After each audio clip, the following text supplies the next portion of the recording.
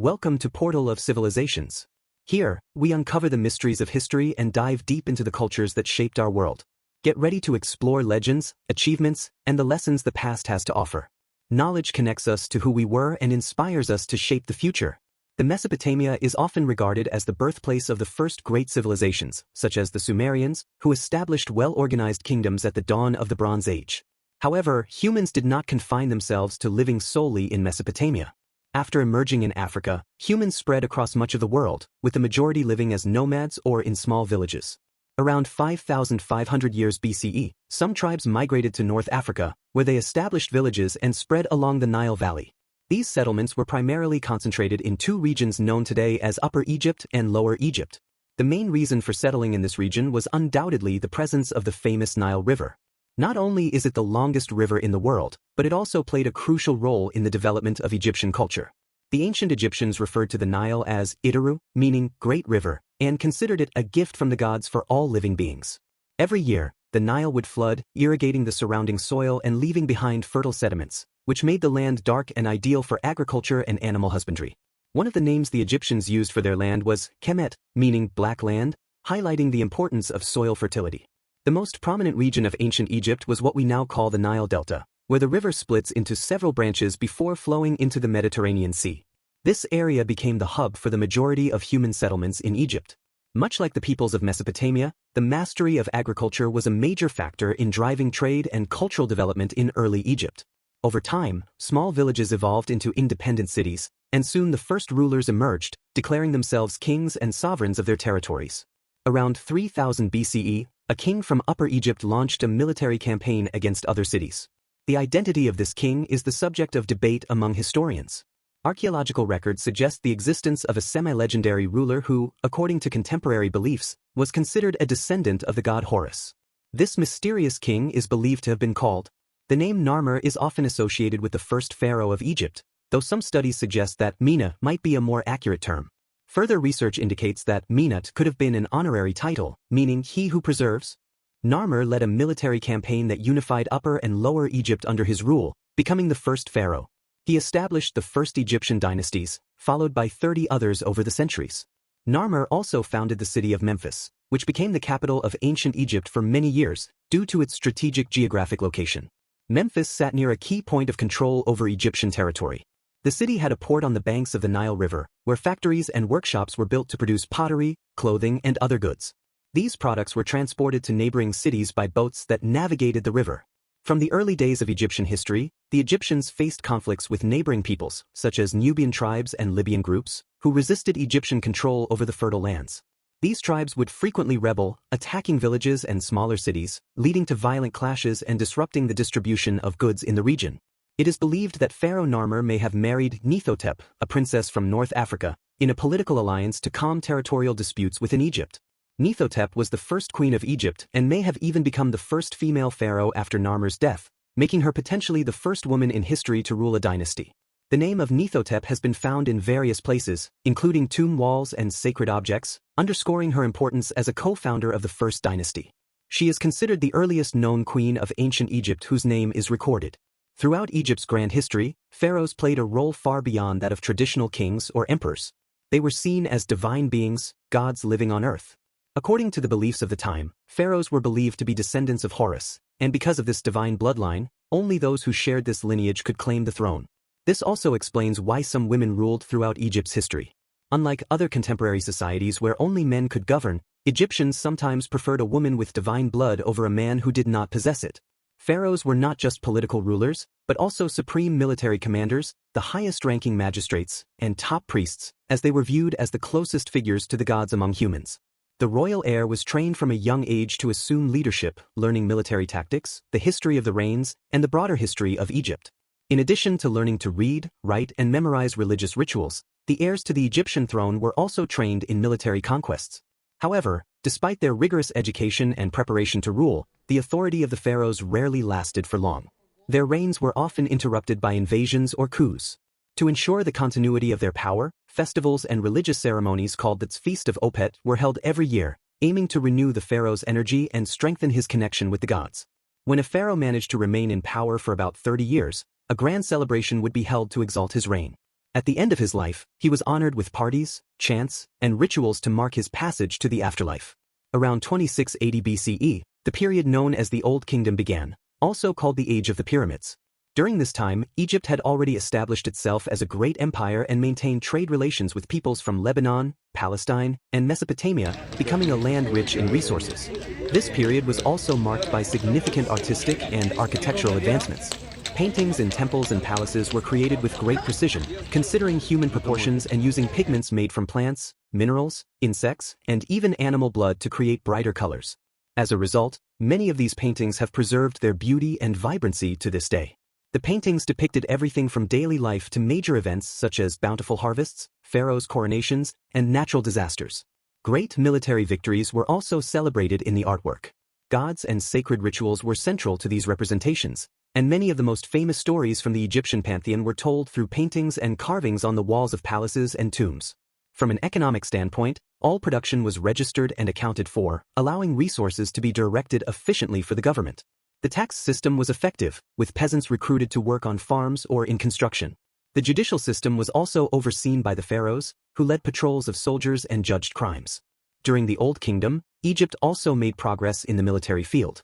Soldiers wore armor made of wool and leather, shields made of wood and leather, and the iconic khopesh, a curved sword typical of this period. Around 2200 BCE, Egypt went through a major drought that lasted for about 140 years, causing famine and a decline in economic and social power. This period of instability led to the loss of control by the pharaoh over some provinces far from the capital, which eventually declared their independence. As a result, the leaders of these rebellious provinces stopped paying taxes to the central government and enriched their own coffers. In ancient Egypt, some provincial leaders rose to prominence as figures akin to mafia bosses. They hired deserters and criminals to ensure their protection. Eventually, two main factions emerged, one controlling Lower Egypt from the city of Heracleopolis and another governing Upper Egypt from Thebes. In 2055 BCE, the forces of Thebes, led by Mentuhotep II, defeated the rulers of Heracleopolis, reunifying Egypt and ushering in a new historical period known as the Middle Kingdom. The Egyptian desert holds secrets and stories that spark our imagination and deepen our desire to understand the past of one of humanity's greatest civilizations. After a period of hardship at the end of the Old Kingdom, the Egyptians managed to reclaim their territories and trade routes, marking the start of a new era of prosperity. The Middle Kingdom, lasting from approximately 2050 BCE to 1710 BCE, saw Egypt's military and economic recovery. Irrigation systems were rebuilt, and new monuments were dedicated to the gods. Mentuhotep II launched military campaigns against Nubia, a region rich in gold and precious stones, promising great profits for Egypt's depleted treasury. Despite years of fighting, the Egyptians failed to completely subjugate their adversaries, demonstrating the military strength of the Nubian tribes. After a 51-year reign, Mentuhotep II was buried in a mortuary complex at Deir el-Bahari, alongside his 6 wives. With Egypt's economy restored and no significant external threats, the Middle Kingdom entered an era of intellectual and cultural flourishing. During this period, the concept of the afterlife gained prominence. Death, already seen as a significant passage, became even more integral to daily life. Rulers continued the tradition of building pyramids as monumental tombs to preserve their legacies. The tradition of pyramid construction began in the Old Kingdom with the famous Step Pyramid of Djoser, built around 2637 BCE northeast of Memphis. This funerary complex, considered the oldest monumental structure in the world, was designed by architect Imhotep. A man of many talents, Imhotep excelled in medicine, architecture, religion, and carpentry, achieving a rare divine status for a commoner. To date, 123 pyramids have been identified in Egypt, though some are in ruins. The pyramid's design was chosen for its stability, with a wide base ensuring structural soundness. However, design flaws or poor terrain choices caused some pyramids to collapse in antiquity, resulting in harsh punishments for the architects. The construction of pyramids demanded immense physical effort and advanced logistics. Granite stones, weighing an average of 2.5 tons, were quarried up to 800 kilometers away and transported via the Nile. On site, the stones were cut and shaped before being dragged up ramps to their final positions. It is estimated that around 30,000 men worked on these monumental structures, including free laborers who received wages and tax exemptions, as well as enslaved individuals tasked with heavier labor. The pyramids of ancient Egypt were built by the pharaohs as monumental tombs and symbols of their power and authority. For the Egyptians, the pyramids had deep symbolic meaning, as they believed that the earth originated from a primordial monument with a pyramidal shape. The most famous pyramids in Egypt are the Pyramids of Giza, located in the Giza necropolis near Cairo. The necropolis contains 3 pyramids. The largest is the Pyramid of Khufu, Cheops. The middle one is the Pyramid of Khafre, and the smallest is the Pyramid of Menkaure. There are also smaller pyramids nearby, known as the Queen's Pyramids. The Great Sphinx is also part of this complex. Originally, the pyramids were covered with polished white limestone, which reflected the sunlight, making them visible from a distance. At the top, there was a stone adorned with hieroglyphic inscriptions. It is believed that some pyramids had their tops covered in gold, creating a breathtaking sight. The Pyramid of Khufu was originally 146 meters tall, but today it stands at 138 meters. It is the oldest of the 7 wonders of the ancient world and the only one still standing. Almost all the pyramids were looted over the centuries, with their limestone covers and other materials being taken for use in other constructions. The construction of these massive funerary monuments is closely tied to the religion of the ancient Egyptians, which deeply influenced their views on life and death. Although the Egyptians did not leave written sources explaining their beliefs clearly, modern historians rely on paintings and sculptures found in temples, pyramids, and tombs, as well as 3 important collections of hieroglyphic texts known as the Pyramid Texts, the Coffin Texts, and the Book of the Dead. The Egyptians believed that those with divine blood could be resurrected after death and return to life, reclaiming their right to rule the land. This concept of death and rebirth explains the pharaohs' motivation to create tombs that would preserve their bodies for their return to life. Mummification was a vital practice to ensure the body remained intact for the moment of resurrection. Along with the pharaoh, his personal belongings, such as jewelry, clothes, and precious objects, were buried. During the Old Kingdom, it was also common to sacrifice servants, animals, priests, and in many cases, wives and concubines, to accompany the pharaoh in the afterlife. This practice declined during the Middle Kingdom. The sarcophagi played an essential role in this resurrection process.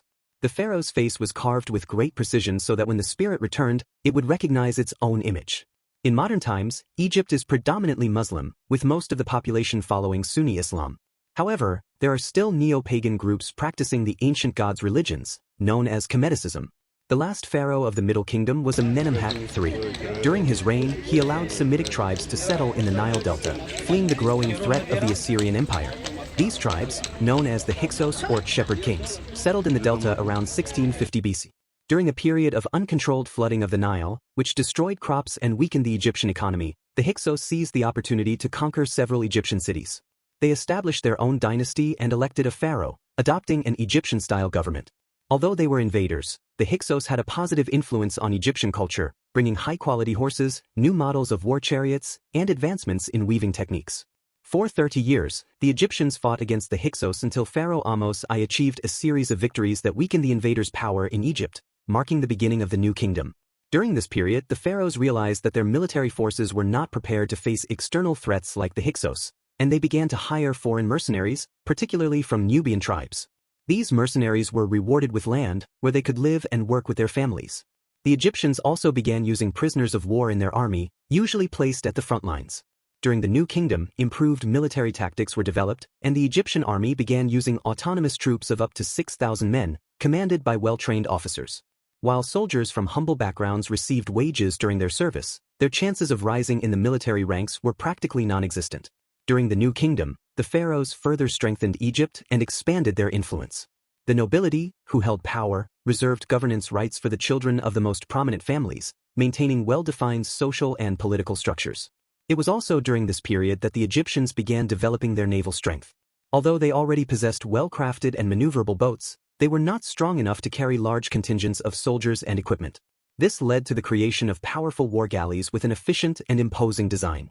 The New Kingdom was marked by unprecedented prosperity. The pharaohs secured the borders and strengthened diplomatic ties with neighboring kingdoms. Under the leadership of Thutmose I, Egypt conquered new territories, encompassing areas that today are Israel, Syria, and Lebanon. Thutmose I also began a vast construction program in several cities and promoted a large production of artwork to record his achievements. His successors continued to maintain control over the conquered lands, suppressing rebellions. Thutmose III, his grandson, is considered one of the most important pharaohs of ancient Egypt. Thutmose III was a highly active military leader, conducting over 17 campaigns and continuing the construction projects his grandfather had started. During his reign, a revolt by the Canaanites, led by the king of Kadesh, gathered forces to expel the Egyptians. This led to the famous Battle of Megiddo, which holds great archaeological significance as the first battle to be detailed in written form in history. The Egyptians recorded the battle's details on the walls of the Temple of Amun-Ra in Luxor, the ancient Thebes. Thutmose III gathered his army and confronted the rebels on a plain, forcing the Canaanites to retreat into the city of Megiddo. The battle ended after a 7-month siege, which led to the city's surrender. It was also in this battle that the use of the composite bow was first recorded, a much more effective version of the traditional bow. The victory was highly profitable for the Egyptians who, according to reports, captured 894 war chariots, including 2 covered in gold, and 2,000 horses. After this victory and the acquisition of new territories, Egypt reached the height of its power, extending from the Euphrates River in Syria to the city of Napata in Nubia. Thutmose III also conquered land in the Kushite region, where he won additional victories and captured prisoners. It is believed that he visited the Greek island of Crete, becoming the first pharaoh to cross the sea and visit a foreign nation. However, not everything went smoothly for the Egyptians during the New Kingdom. When Pharaoh Akhenaten assumed the throne, he became a controversial figure. His reign was marked by radical changes in Egyptian religion, as Akhenaten decreed exclusive worship of the god Aten, challenging over 1,500 years of religious tradition by abolishing worship of the other Egyptian gods. This movement sparked great opposition among the priests and the people, leading to unrest and internal conflicts. Additionally, his neglect of diplomatic and military relations weakened Egypt's alliances, making it vulnerable to external threats. Akhenaten was married to Queen Nefertiti, who became world-famous thanks to the bust found in 1912. Nefertiti is often portrayed as a very powerful woman, although some details of her life remain mysterious, such as the fact that her sculpture was never fully finished. After Akhenaten's death, Nefertiti disappeared from historical records, leaving her fate shrouded in mystery. Akhenaten ruled for about 17 years, and during this time Egypt lost much of its influence. His death is surrounded by speculation, and some historians believe he was assassinated by priests who opposed his religious reforms. Akhenaten had many children, one of whom, Tutankhamun, would become one of Egypt's most iconic figures. After Akhenaten's death, Egypt went through a period of uncertainty, as Tutankhamun was too young to rule, and his sisters could not assume power.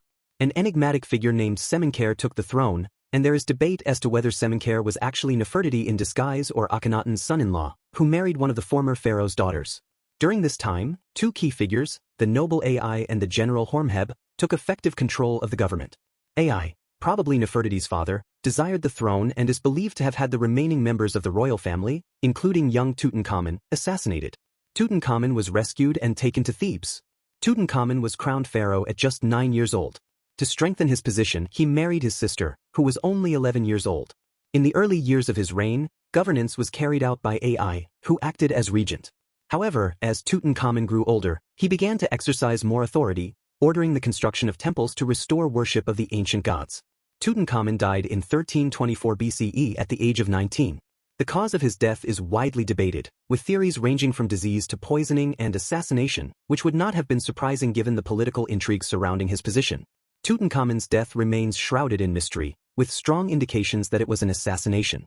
Adding to this suspicion is the event that followed. His widow, Akhenaten, sent desperate letters to the king of the Hittites, pleading for one of his sons to marry her and become the pharaoh of Egypt. This plea was highly unusual, as the Hittites and Egyptians were sworn enemies. It suggests Akhenaten acted out of fear and urgency. Reluctantly, the Hittite king sent his son, but the prince never made it into Egypt, likely being murdered by spies before his arrival. With no other options, Akhenaten was forced to marry Ai, likely against her will. Tragically, just months after their marriage, she died suddenly, leading to speculation that Ai may have orchestrated her death. Ai's reign was brief, and though his political actions were insignificant, his rise and the events surrounding it were marred by intrigue and violence. Tutankhamun, though young and unremarkable as a ruler, left an extraordinary mark on history. His tomb, discovered by British archaeologist Howard Carter in 1922 in the Valley of the Kings, was nearly intact, a rarity. This discovery fueled the legend of Tutankhamun's curse, which claimed that those who disturbed his tomb would face terrible fates. The tomb contained treasures like 3 amphorae of wine, one holding white wine, a dagger forged from meteorite iron, jewelry, garments, and statuettes of Anubis. Among the items were 2 tiny mummified female fetuses, thought to be his stillborn daughters. The mummy of Tutankhamun, housed in a gold sarcophagus, revealed the delicate story of a young king whose brief life was filled with intrigue and tragedy. Despite the treachery surrounding him, his legacy remains a symbol of ancient Egypt's grandeur. Ai's eventual death marked the end of his controversial reign. With no heirs, he was succeeded by General Hormheb, a military leader widely respected by the Egyptian people for his successes in war. Hormheb worked to restore traditional Egyptian worship and erased many records of Akhenaten, branding the heretic pharaoh as a destroyer of Egypt's religious foundations. When Horemheb died childless, he appointed his trusted companion and fellow general, Ramses I, as his successor. Ramses' reign was brief, but his lineage gave rise to one of the most remarkable pharaohs, Ramses II, also known as Ramses the Great. Ramses II, Egypt's longest-reigning pharaoh, demonstrated his prowess early, accompanying his father on military campaigns as a child. His reign was marked by ambitious expansions, including clashes with the Hittites over territories in Canaan and Syria. This rivalry culminated in the famous Battle of Kadesh, where Ramses was lured into an ambush by Hittite spies but managed to turn the tide through sheer determination and military strategy. Though the battle ended in a stalemate, both sides claimed victory. Years later, Egypt and the Hittites signed the first recorded peace treaty in history, motivated by the growing threat of the Assyrian Empire. This alliance delayed Assyrian advances and stabilized the region. Ramses II's leadership during these events solidified his reputation as a wise and strategic ruler, ensuring his place as one of history's greatest pharaohs. Ramses II, also known as Ramses the Great, had numerous wives, but his favorite was Nefertari. She played a significant role in his life, not only as his beloved queen but also as a political ally, often corresponding with the queen of the Hittites to foster diplomacy. Nefertari is believed to have borne Ramses 6 children, 4 sons and 2 daughters. Controversially, historical accounts suggest that Ramses may have married 3 or 4 of his daughters, though this remains a subject of debate among scholars. During Ramses II's reign, Egypt flourished. Cities expanded in size and population, and grand temples and other monumental structures were built, reflecting the prosperity of the kingdom. His name gained modern fame through portrayals in Hollywood as the pharaoh associated with the biblical Exodus and the enslavement of the Hebrews. However, more recent studies suggest the pharaoh of the Exodus was likely Thutmose III. Ramses II lived an extraordinary 90 years, a remarkable feat for his time, and his death marked the beginning of instability for Egypt. Many of his sons died prematurely, leaving the throne frequently vacant and the nation vulnerable. His 13th son, Merneptah, eventually assumed power at over 60 years old. Merneptah lacked the vitality to govern effectively, and under his rule, Egypt's political structure weakened. As the central authority faltered, the priests of Ammonius gained influence, claiming to be the divine intermediaries between the gods and the people. Meanwhile, Egypt's wealth attracted external threats. Pirates from the Aegean and Anatolia, known as the Sea Peoples, launched relentless attacks, destabilizing the region. These invaders weren't ordinary pirates. They were skilled sailors and formidable fighters whose assaults contributed to the collapse of the Bronze Age civilizations, including the Minoans and Mycenaeans. Natural disasters like earthquakes and tsunamis likely drove the Sea Peoples to seek new territories, devastating much of the eastern Mediterranean in the process. Merneptah successfully repelled their invasion during his reign in a conflict known as the Battle of Megiddo. Later, Ramses III expelled them definitively from Egypt. Despite his military successes, Ramses III faced internal turmoil. He was assassinated at the age of 65 in a coup led by one of his wives, who sought to place her son on the throne. By this time, Egypt was economically drained. War and unrest had emptied the royal treasury, food shortages plagued the population, and discontent culminated in the first recorded labor strike in history, when workers refused to continue their tasks after not receiving their rations. Egypt's decline deepened after Ramses III, ushering in the Third Intermediate Period. This era saw the fragmentation of the kingdom, with different dynasties and factions vying for control.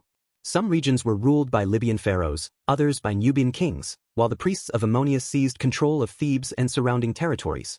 As Egypt faltered, the Assyrians capitalized on its vulnerability, invading and establishing their rule in parts of the country. Once a powerful empire, Egypt now found itself subjugated to foreign powers. However, Egypt's story was far from over. Its history would witness further turmoil, such as the Persian conquest in 525 BCE, led by King Cambyses II, who sought to expand his already vast empire. Persian rule lasted until 332 BCE, when a young and ambitious conqueror, Alexander the Great, swept through the region. His relentless campaigns reshaped Egypt's future and the broader ancient world. By the time Alexander the Great reached Egypt, he had already conquered many Persian territories and defeated King Darius III in battle. Following his victory, Alexander laid siege to the city of Tyre in Phoenicia. After a challenging campaign, the city fell, and Alexander ordered its destruction as punishment for their resistance. When Alexander and his formidable army arrived in Egypt, the Persian governor, recognizing the futility of resistance, surrendered without much opposition. The Egyptian people welcomed Alexander as a liberator, and he was proclaimed the son of the god Ammonius, receiving great wealth and honors.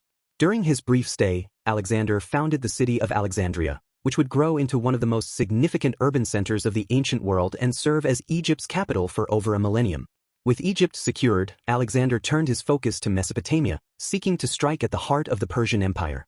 After his death, control of Egypt fell to his general, Ptolemy I, who declared himself pharaoh and established the Ptolemaic dynasty. Under this new rule, Greek influence gradually permeated Egyptian life.